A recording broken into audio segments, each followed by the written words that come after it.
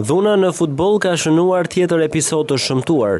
Ndeshja mes Memaliajt dhe Butrintit, takimi vlefshëm për kategorinë e dytë, është ndruar në përleshje mes futbollistëve në minutën e 25 të takimit, zhvilluar në stadiumin e Memaliajt. Përpasoj është dëmtuar rënd një prej futbollistëve të Butrintit, ndërsa plagë të lehta kanë marrë dhe 4 lojtarë të tjerë.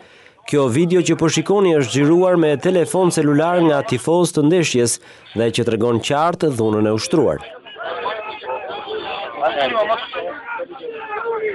Mbrojtësi i krahut të djathtë të ekipit të futbollit të Butrintit, 24 vjeçari Lulzim Meta, është dërguar menjëherë në spitalin e Gjirokastrës, ku i është nënshtruar një ndërhyrje kirurgjikale. Rezultoi nga ekzamenimet që i kryem të sëmurit një thyrje në pjesën e hundës me një devim mjaft të theksuar të kockës së hundës dhe një goditje në bulbin okular të djathtë.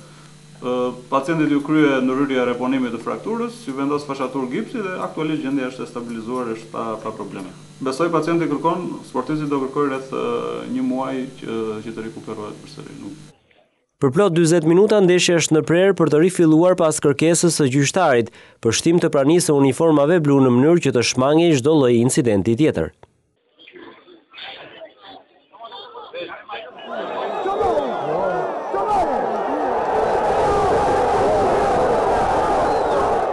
Tensioni dhe dhuna janë shfaqur dhe në ndeshjen Gramshi-Tomori e vlefshme për kampionatin e kategorisë së parë.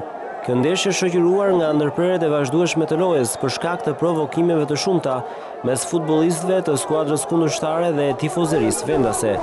Duket se ndeshja ka qenë mbi vlerësuar nga të dyja kampet, megjithatë goli nuk ka ardhur për asnjërin prej tyre në 90 minuta lojë. Gjatë 10 minutave të fundit, loja është në prerë nga kryesori Sokol Çekaj dhe ky fakt ka sjellë irritimin e sportëdashësve Gramshiot, të cilët krijuan një atmosferë tensioni të zgjatur, nga ku të lënduar dolën 2 futbollistë, Trashi dhe Koreshi, të cilët u ndëshkuan me karton të kuq. Gjatë kohës së shtesë, Çaçi është rrëzuar brenda zonës dhe kryesori Çekaj ka akorduar 11 metrash për miqt, por kjo penallti nuk është ekzekutuar dhe gjyqtari ka vëshëllyer për përfundimin e ndeshjes. Drejtuesit e lartë të klubit Berata se kanë kontestuar ashpër këtë përfundim, duke fajsuar tifozërinë vendase për presion të vazhdueshëm.